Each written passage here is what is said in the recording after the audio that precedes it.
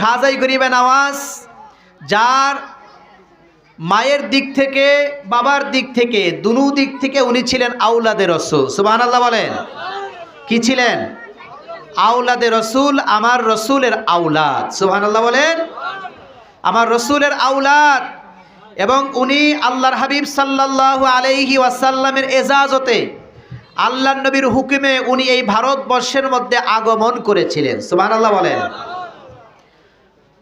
90 লক্ষ বিধর্মীকে উনি কালেমার দাওয়াত দিয়ে মুসলমান বানিয়েছিলেন। সুবহানাল্লাহ বলেন।